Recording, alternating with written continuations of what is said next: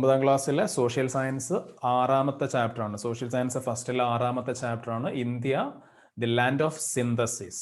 സമന്വയത്തിന്റെ India എന്ന് മലയാളത്തിൽ പറയാം.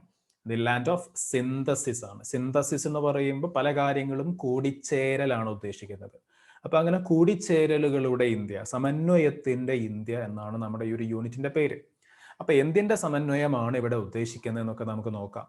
നമ്മുടെ ഇന്ത്യ ലോകത്തെ ഏതൊരു രാജ്യത്തെ നമ്മൾ എടുത്തു നോക്കുകയാണെങ്കിലും നമ്മുടെ രാജ്യത്തിന്റെ ഏറ്റവും വലിയ സവിശേഷത ഇവിടെ ഒരുപാട് മതങ്ങളുണ്ട്, ഒരുപാട് വിശ്വാസങ്ങളുണ്ട്, ഒരുപാട് ജീവിത രീതികളുണ്ട്, ഒരുപാട് ഭാഷകളുണ്ട്, ഒരുപാട് സാഹിത്യ രീതികളുണ്ട്, ഒക്കെയുണ്ട്.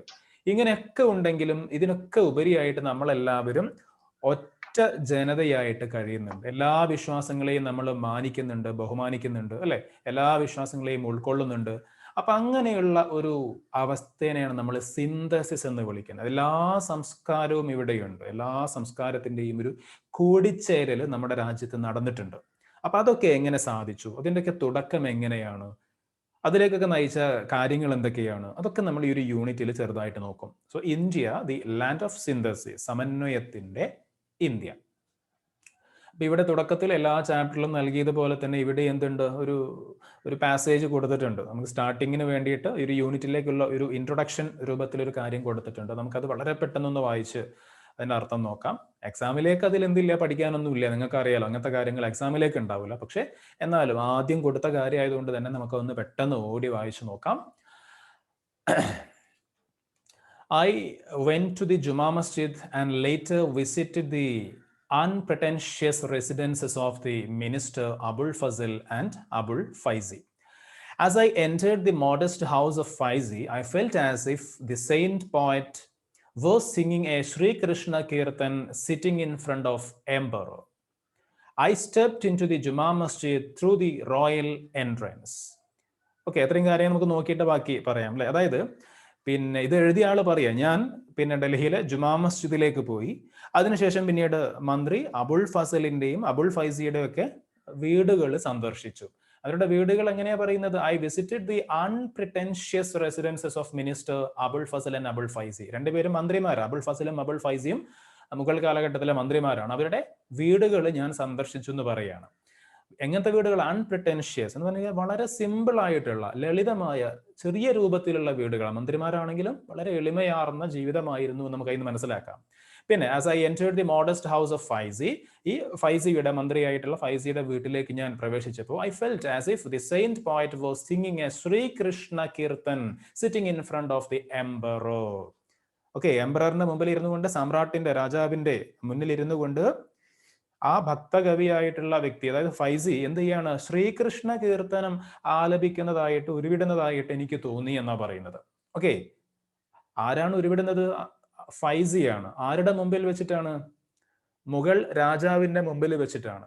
ഓക്കെ, അപ്പോ ഒരു മുസ്ലിം കവി ഒരു മുസ്ലിം ഭരണാധികാരിയുടെ മുന്നിൽ വെച്ചിട്ട് എന്താ പാടുന്നത്? ശ്രീകൃഷ്ണ കീർത്തനം പാടുന്നത് പോലെ എനിക്ക് തോന്നി എന്നാണ് പിന്നെ ഇത് എഴുതിയ ആള് പറയുന്നത്. ആരെ എഴുതിയ നമുക്ക് ലാസ്റ്റ് നോക്കാം. ഓക്കെ, അപ്പൊ ഞാനിത് എടുത്തു പറയാനുള്ള കാരണം നമുക്ക് അവസാനം മനസ്സിലാവും. അപ്പൊ ശ്രീകൃഷ്ണ കീർത്തനം പാടുന്നത് പോലെ എനിക്ക് തോന്നി.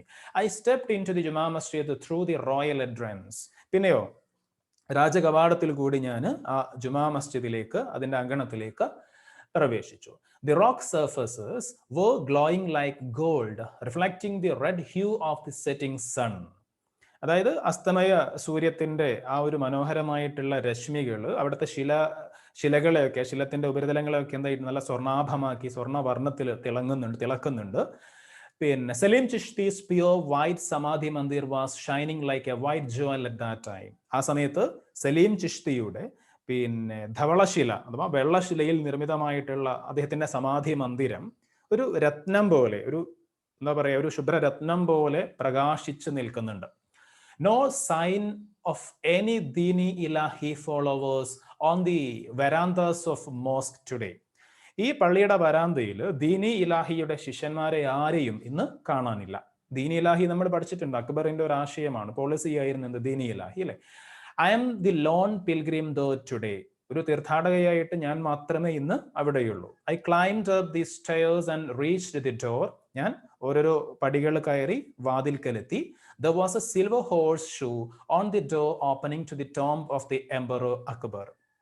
അതായത് പിന്നെ അക്ബറിന്റെ സാമ്രാട്ടായ അക്ബറിന്റെ ശവകുടീരത്തിന്റെ അടുത്ത് അല്ലെങ്കിൽ ശവകുടീരത്തിന്റെ വാതിലിൽ വെള്ളി കൊണ്ടുണ്ടാക്കിയിട്ടുള്ള സിൽവർ കൊണ്ടുണ്ടാക്കിയിട്ടുള്ള ഒരു കുതിര ലാടം ഉറപ്പിച്ചിരുന്നു. കുതിരലാണ്ടം നമുക്കറിയാം, കുതിരന്റെ കാൽ കുളമ്പിൽ അടിച്ചു കൊടുക്കുന്ന കാര്യമാണ്. അപ്പോൾ അങ്ങനെയുള്ള ഒരു കുതിരലാടം അക്ബറിന്റെ ഖബറിന്റെ അദ്ദേഹത്തിന്റെ ടോംബിന്റെ ആ ഒരു കവാടത്തിൽ ഉറപ്പിച്ചിരുന്നു. It was the sound of horse hooves that reminded me of something. I could see in my imagination thousands of mounted Rajputs rushing to my father's side to help him. എന്താ പറയുന്നത്? കുതിരക്കുളമ്പടി കേൾക്കുന്നത് പോലെ, അല്ലെങ്കിൽ കുതിരക്കുളമ്പടി ഞാൻ എവിടുന്നയോ കേട്ടപ്പോഴാണ് എനിക്കൊരു കാര്യം ഓർമ്മ വന്നത്. അതായത് അശ്വാരൂഢരായിട്ടുള്ള, കുതിരപ്പുറത്ത് ഉള്ള സൈനികരാണ്, അശ്വാരൂഢരായിട്ടുള്ള 1000 രജപുത്ര സൈനികർ, വീരന്മാർ എൻ്റെ പിതാവിനെ സഹായിക്കാൻ വേണ്ടി ഓടിയെത്തുന്നതായിട്ട് ഞാൻ സങ്കല്പത്തിൽ കണ്ടു. ഓക്കെ, എൻ്റെ പിതാവ് എന്ന് ഇവിടെ പറയുന്നത് ആരെയാണ്? ഷാജഹാനെയാണ് പറയുന്നത്. അപ്പൊ ആരാ ഇത് എഴുതിയത്? ഷാജഹാന്റെ മകളാണ്. Given above is an excerpt from the autobiography written in Persian language by Jahanara, the daughter of Mughal Emperor Shah Jahan. ഷാജഹാന്റെ മകളായിട്ടുള്ള ജഹനാരയുടെ ആത്മകഥയിൽ നിന്ന് എടുത്തിട്ടുള്ള വരികളാണ് നമ്മളിപ്പോൾ വായിച്ചത്. ഓക്കെ, ഇതിവിടെ കൊടുക്കാനുള്ള കാരണം എന്താ? This description throws light on the cultural synthesis of India during the medieval period.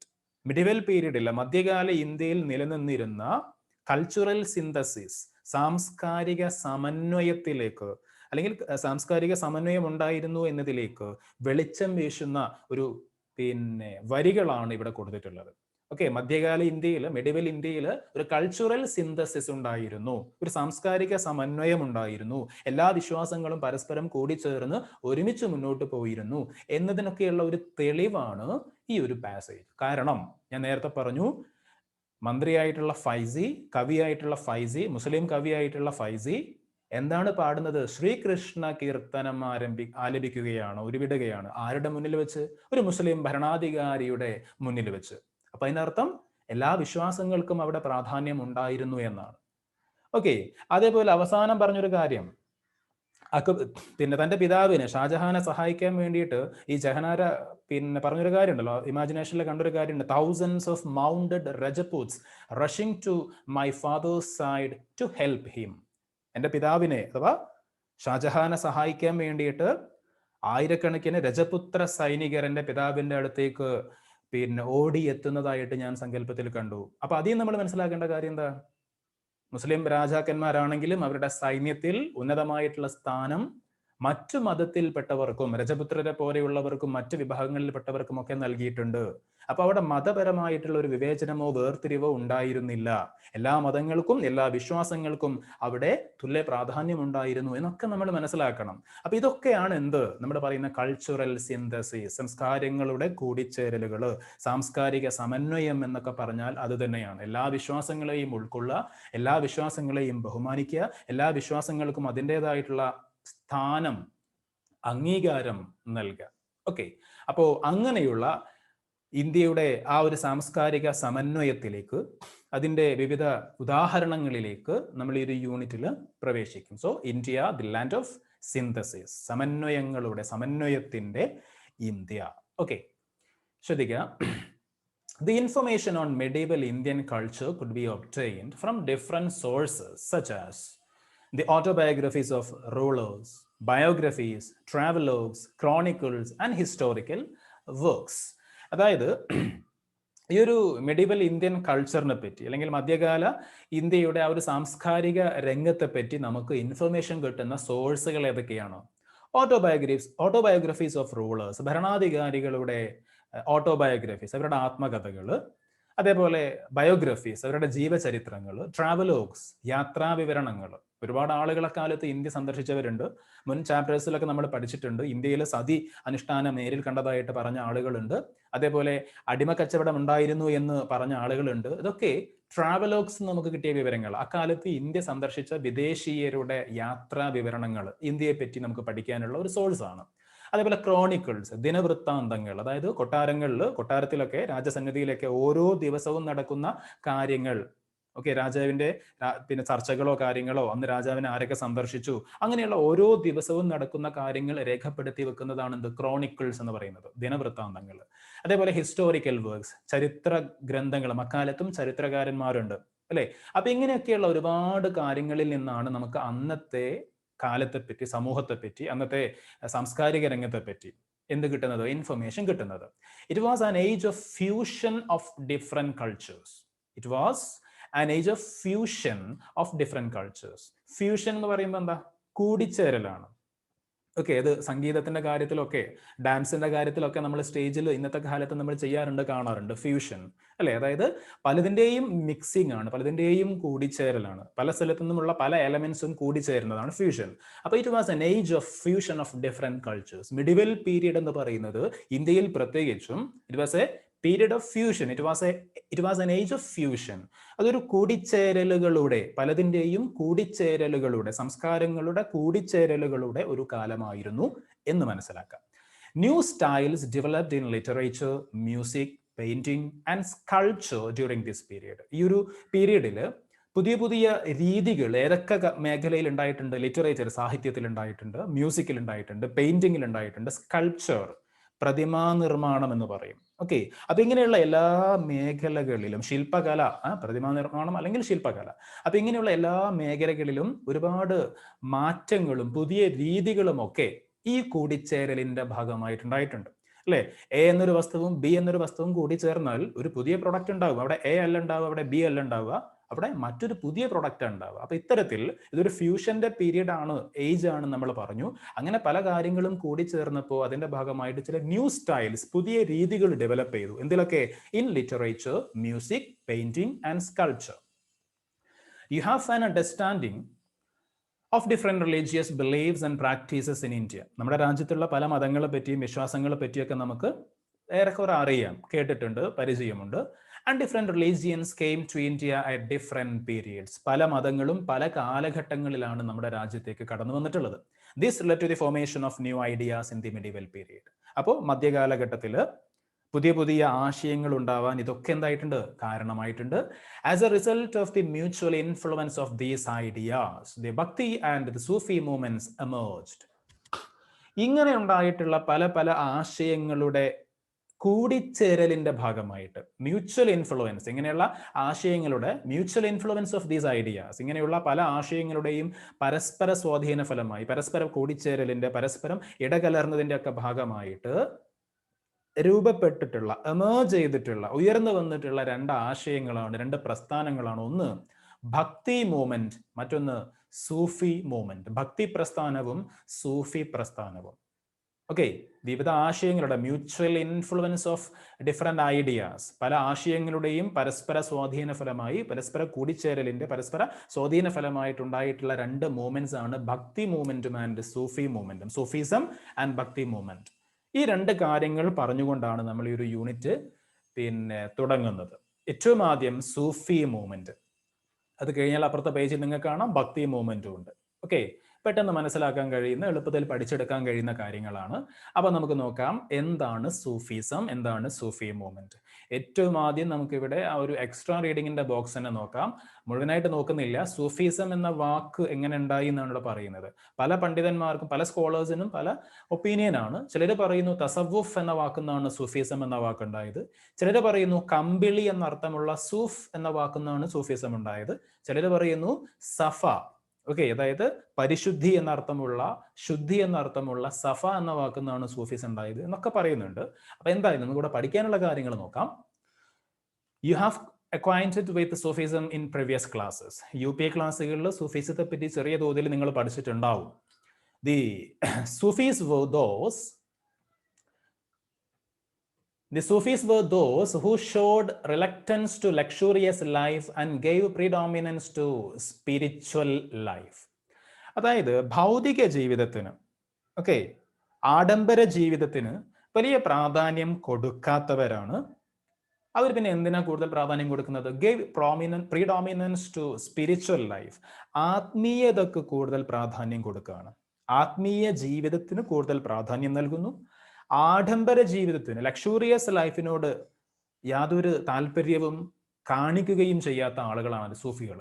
Okay, Sufis were those who showed reluctance to luxurious life. ആഡംബര ജീവിതത്തോട് യാതൊരു താല്പര്യവും അവർക്കില്ല. And gave predominance to spiritual life. ആത്മീയ ജീവിതത്തിനാണ് പ്രാധാന്യം കൊടുക്കുന്നത്. They came to India in the 11th century from Central Asia. Central ഏഷ്യയിൽ നിന്ന്, മധ്യേഷ്യയിൽ നിന്ന് 11ാം നൂറ്റാണ്ടിലാണ് അവർ ഇന്ത്യയിലേക്ക് വന്നത് എന്ന് പറയുന്നു. The Sufis settled in different parts of India. ഇന്ത്യയുടെ പല ഭാഗങ്ങളിലും, സെൻട്രൽ ഏഷ്യയിൽ നിന്ന് വന്നിട്ടുള്ള സൂഫികൾ ഇന്ത്യയുടെ പല ഭാഗങ്ങളിലും എന്ത് ചെയ്തിട്ടുണ്ട്? താമസമാക്കിയിട്ടുണ്ട്.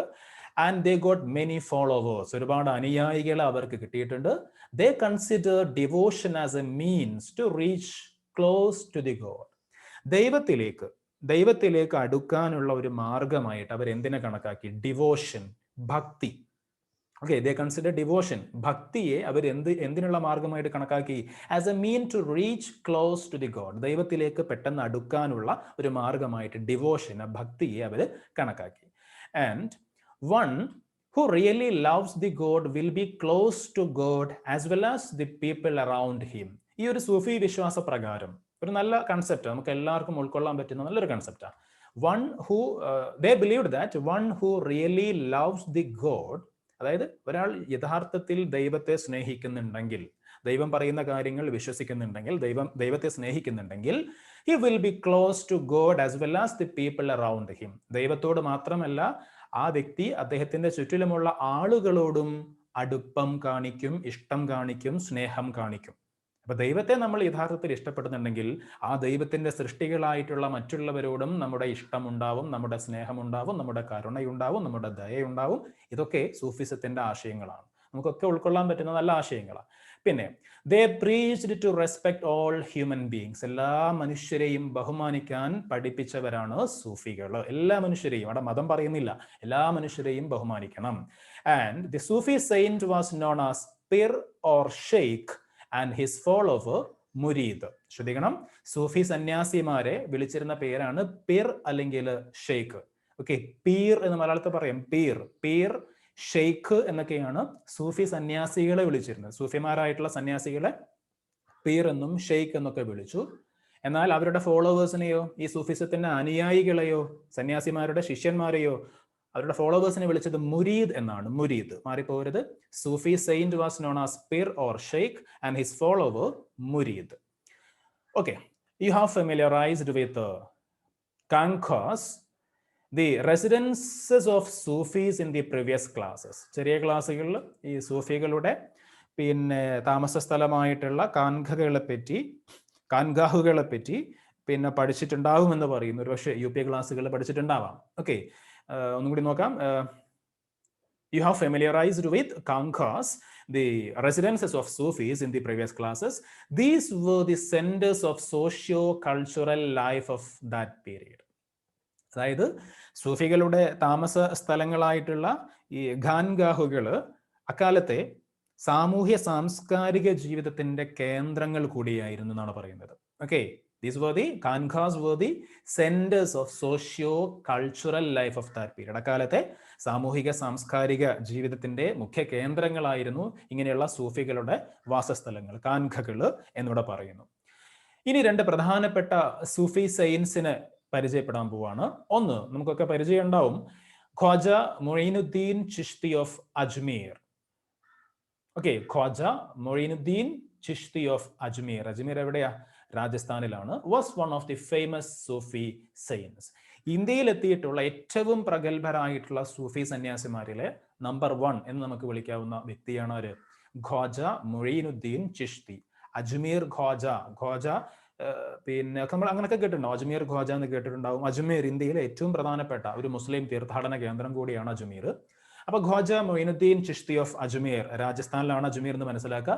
His was one of the famous Sufi saints. ഇന്ത്യയിലെ ഏറ്റവും പ്രധാനപ്പെട്ട ഏറ്റവും കൂടുതൽ ഫോളോവേഴ്സ് ഉണ്ടായിരുന്ന ഒരു സൂഫി സെയിന്റ് ആണ് Khwaja Moinuddin Chishti. He opined that reciting devotional songs is a way to get close to God. അദ്ദേഹത്തിന്റെ അഭിപ്രായത്തിൽ നമ്മൾ പിന്നെ ഈ ഭക്തിഗാനങ്ങൾ ആലപിക്കുന്നത്, ഡിവോഷണൽ സോങ്സ്, ഭക്തിഗാനങ്ങൾ ആലപിക്കുന്നത് ദൈവത്തിലേക്ക് കൂടുതൽ അടുക്കാനുള്ള ഒരു മാർഗമാണ് എന്ന് അദ്ദേഹം അഭിപ്രായപ്പെടുന്നുണ്ട്. ഒരർത്ഥത്തിൽ നമുക്ക് ചിന്തിക്കുമ്പോൾ ശരിയാണ്. നമ്മൾ ഭക്തി ഗാനങ്ങൾ കേൾക്കുമ്പോൾ, മതപരമായിട്ടുള്ള ചില ഗാനങ്ങളൊക്കെ നമ്മൾ മനോഹരമായ ഈണത്തിൽ നമ്മൾ കേൾക്കുമ്പോൾ നമ്മൾ കുറച്ചും കൂടി എന്താവും, നമ്മൾ ആ ഒരു കാര്യത്തിലേക്ക് നമ്മുടെ ശ്രദ്ധ തിരിയും, ദൈവത്തിലേക്ക്, ആ ഒരു ആത്മീയതയിലേക്ക് നമുക്ക് കൂടുതൽ ഒരു അടുപ്പം, ഒരു അറ്റാച്ച്മെന്റ് നമുക്ക് ഫീൽ ചെയ്യും. അപ്പോൾ അദ്ദേഹം പറഞ്ഞത് കറക്റ്റ് ആണ്. He opined that reciting devotional songs is a way to get close to god. ദൈവത്തിലേക്ക് അടുക്കാനുള്ള ഒരു മാർഗമാണ് എന്ത്? ഭക്തിഗാനങ്ങൾ ഉരുവിടുന്നത്, ഭക്തിഗാനങ്ങൾ ആലപിക്കുന്നത് ദൈവത്തിലേക്ക് അടുക്കാനുള്ള ഒരു മാർഗമാണെന്ന് അദ്ദേഹം അഭിപ്രായപ്പെട്ടു. And the devotional songs reciting in the Sufi centres are the qawwalis. നമ്മൾ കേട്ടിട്ടുണ്ട് ഖവാലി എന്ന്. അപ്പൊ എന്താ ഈ ഖവാലി? ഇങ്ങനെയുള്ള സൂഫി കേന്ദ്രങ്ങളിൽ ആലപിച്ചിരുന്ന ഭക്തിഗാനങ്ങളാണ് ഖവാലി എന്ന പേരിൽ അറിയപ്പെടുന്നത്.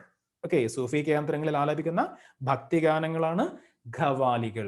അതിനൊരു ചെറിയ രൂപത്തിലുള്ള നൃത്ത ചുവടുകൾ കൂടിയുണ്ട് ഇന്ന് നമ്മൾ കാണുന്ന ഖവാലിയിൽ.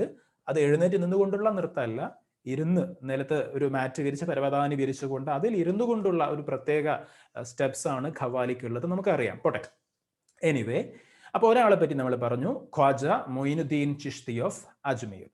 ഇനി അടുത്ത ആളെ നോക്കാം, ഷെയ്ഖ് നിസാമുദ്ദീൻ ഔലിയ ഓഫ് ഡൽഹി.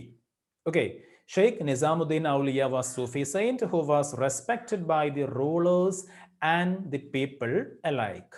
അന്നത്തെ ഭരണാധികാരികളും അന്നത്തെ സാധാരണ ജനങ്ങളൊക്കെ ഒരുപോലെ ബഹുമാനിച്ചിരുന്ന, ഇഷ്ടപ്പെട്ടിരുന്ന, ആദരിച്ചിരുന്ന ഒരു സൂഫി വര്യനായിരുന്നു ആര്?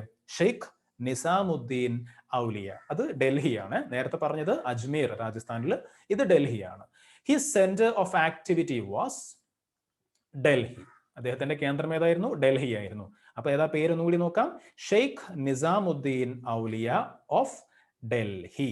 ഓക്കെ, ഇനി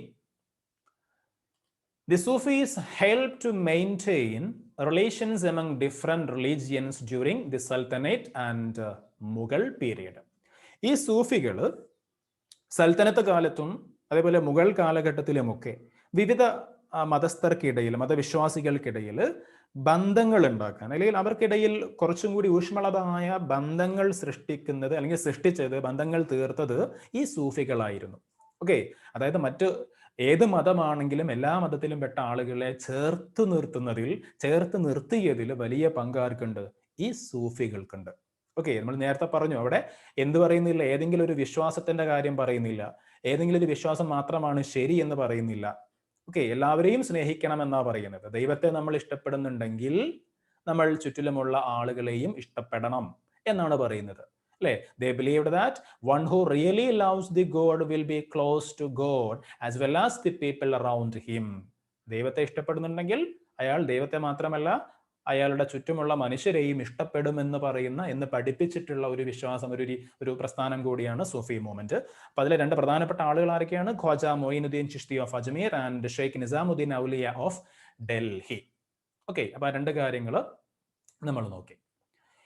ഇനി ഇവിടെ കുറച്ച് സൂഫി സെയിൻസിന്റെ പേരും അതേപോലെ തന്നെ അവരുടെ സ്ഥലങ്ങളും കൊടുത്തിട്ടുണ്ട്.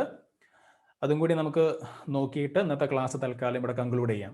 ഭക്തി പ്രസ്ഥാനത്തിലേക്ക് നമുക്ക് എന്ത് ചെയ്യാം, അടുത്ത ദിവസം പോവാം. അത് കുറച്ച് പറയാനുണ്ട്. ഇന്നത്തെ ക്ലാസ്സിൽ അത് എന്തായാലും ഒരു ക്ലാസ് കൊണ്ട് നമുക്ക് പറഞ്ഞു തീർക്കാൻ കഴിയില്ല. അപ്പോൾ സൂഫി സയൻസ്, നമ്മളിപ്പോൾ പറഞ്ഞിട്ടുള്ള രണ്ട് സൂഫി സയൻസ് കൂടാതെ മറ്റ് ചില സൂഫി സയൻസിന്റെ പേര് പറയുന്നു, അവരുടെ സ്ഥലവും പറയുന്നു. അപ്പോൾ ഒന്നാമത്തെ പേര് ബാബ ഫരീദ്.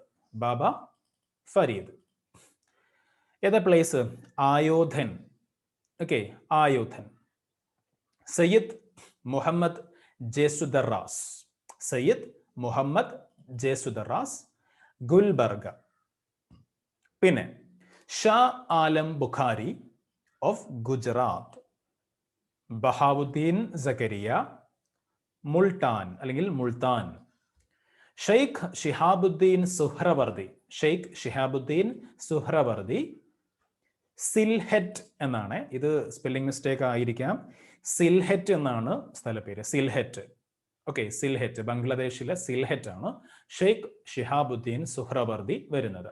അപ്പൊ Baba Farid of Ajodhan, Syed Muhammad Gesudaraz of Gulbarga, Shah Alam Bukhari of Gujarat, Bahauddin Zakariya of Multan, Sheikh Shihabuddin Suhrawardi of Sylhet. Okay, അപ്പോൾ ഇത്രയും കാര്യങ്ങളാണ് സൂഫിസവുമായി ബന്ധപ്പെട്ടുകൊണ്ട് നമുക്ക് ഈ ഒരു ഭാഗത്തിൽ പഠിക്കാനുള്ളത്.